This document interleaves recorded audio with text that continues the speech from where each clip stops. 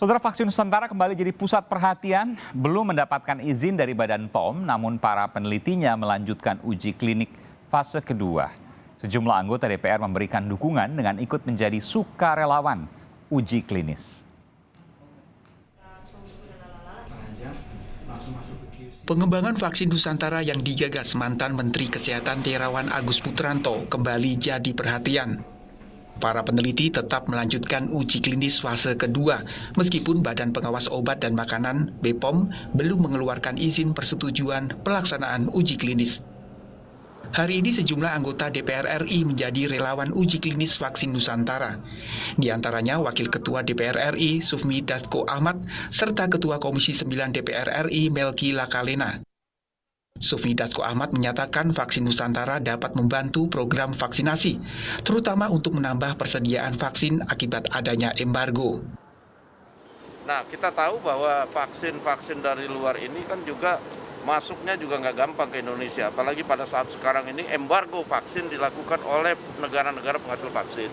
Nah, oleh karena itu kita harus support vaksin-vaksin yang ada. Kita tahu juga bahwa vaksin yang ada kan ada juga vaksin-vaksin mandiri.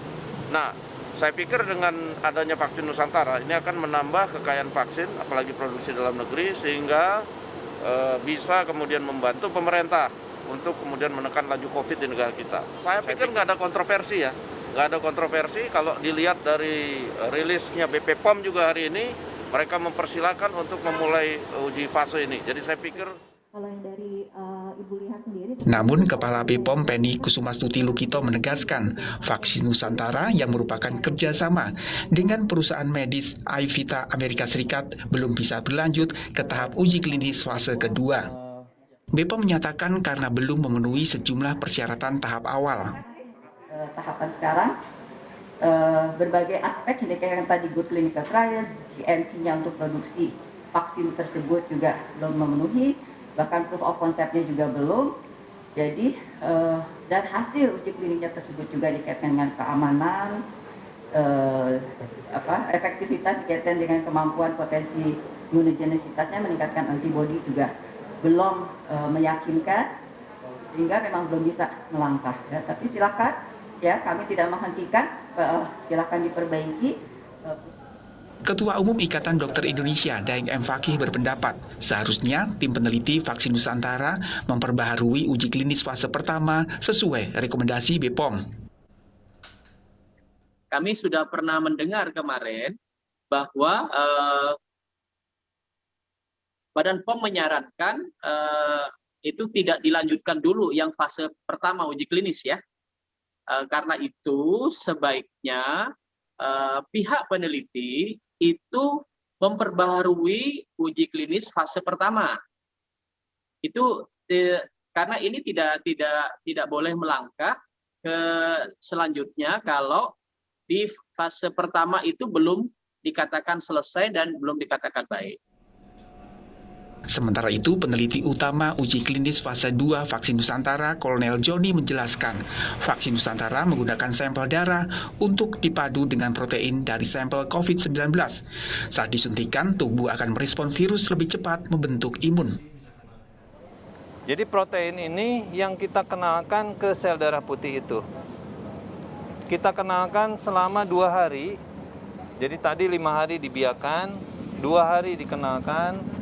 Setelah itu, maka sel darah putih kita akan mempunyai memori terhadap virus COVID-19. Sehingga pada saat tubuh kita masuk virus COVID-19, tubuh kita sudah lebih siap untuk menghadapi COVID-19 ini karena dia sudah tahu dan sudah kenal. Para peneliti tanah air saat ini juga sedang melakukan riset vaksin merah putih. Vaksin merah putih yang dikembangkan Universitas Airlangga saat ini sudah persiapan uji klinis, serta ditargetkan dapat diproduksi akhir tahun 2021. Sedangkan vaksin merah putih yang dikembangkan Lembaga Biologi Molekuler Eijkman saat ini sudah persiapan preklinis serta ditargetkan produksi pada Oktober 2022. Tim Liputan Kompas TV. Saudara, tim peneliti vaksin Nusantara melanjutkan uji klinik fase kedua meskipun Badan Pengawas Obat dan Makanan Badan POM belum memberikan lampu hijau atas kelanjutan uji ini. Sejumlah anggota DPR memberikan dukungan dengan ikut menjadi sukarelawan uji klinis. Apa alasan dukungan ini? Dan bagaimana dengan uji klinis fase 1 di Badan POM yang belum lulus? Bagaimana pula Ikatan Dokter Indonesia, IDI, mengomentarinya? Kita akan bincang dengan Wakil Ketua Komisi 9 DPR, Nihayatul Wakfiro, serta Ketua Satgas COVID-19 Ikatan Dokter Indonesia, IDI, Zubairi Jurban. Selamat malam, Mbak Nini dan Dr. Zubairi. Selamat malam, Mas Aiman. Iya, selamat malam. Saya ingin ke Mbak Nini dulu. Mbak Nini ikut sukarelawan vaksin dendritik, vaksin Nusantara. Yes. Saya tadi pagi jam 10:30 datang ke RSPAD.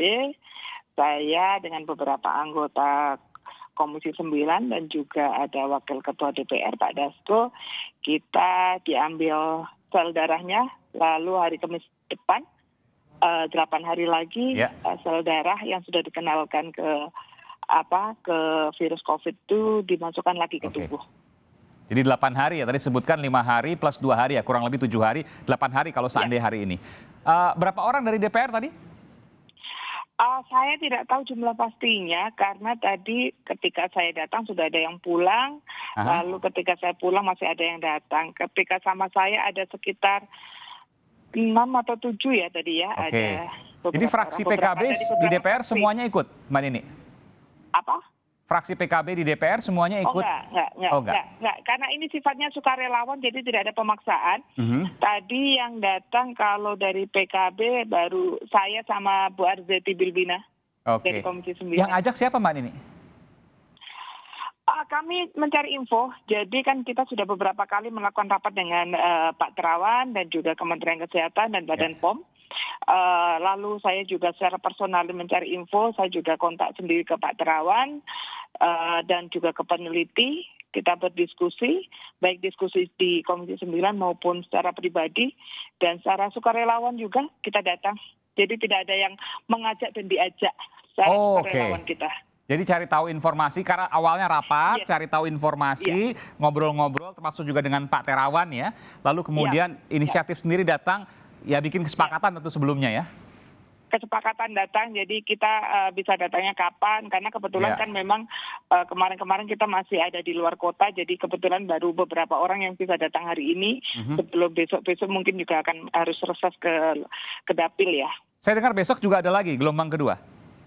Oh, saya belum tahu ya, mungkin ada, karena kan memang kapasitas terbatas juga ya. Jadi mungkin secara bergelombang. Jadi saya juga sebenarnya daftar sudah 2 hari yang lalu baru dikasih jadwal hari ini.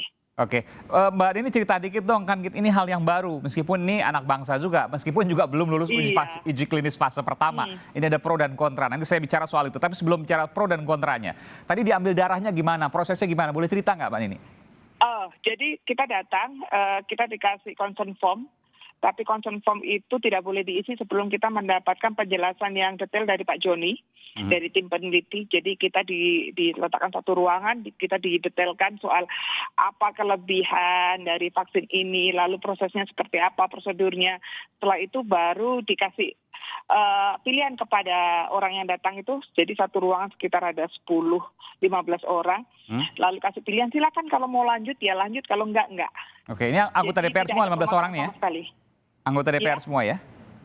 Enggak, waktu itu kita ada beberapa orang juga yang bukan anggota DPR, ada dari kepolisian juga, ada beberapa dari tempat lain juga. Jadi waktu ketika setelah kita diterangkan oleh Pak Joni, lalu kita dipersilahkan mau lanjut atau tidak, dan saya memutuskan lanjut, lalu diperiksa awal, tensi dan sebagainya. Ya seperti kita mau vaksin, baru setelah itu kita diambil darah.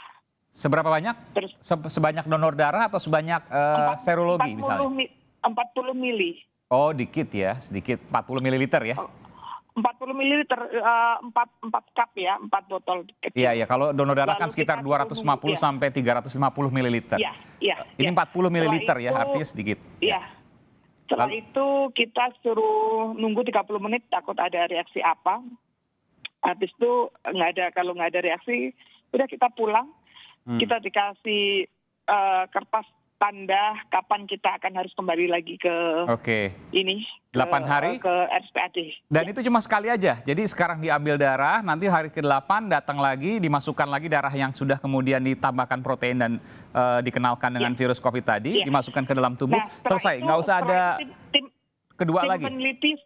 Tim peneliti selama beberapa hari akan melakukan cross check, akan melakukan telepon ke kita untuk mengetahui apa mungkin efek samping atau apa. Setelah itu nanti 28 hari setelah penyuntikan akan kita suruh periksa ulang. Melihat apa perubahan antibodi dalam tubuh kita seperti apa. Saya ke Pak Dr. Zubairi Jurban. Komentar ada, Pak Dokter, dari IDI, Ikatan Dokter Indonesia. Iya. Kenapa? Terkait dengan proses yang dialami oleh Mbak Nini dan juga beberapa anggota DPR, ada juga dari pihak polisian tadi yang kemudian disampaikan oleh Mbak Nini, dan ini dilakukan di RSPAD ya oleh peneliti, salah satunya adalah Kolonel Joni.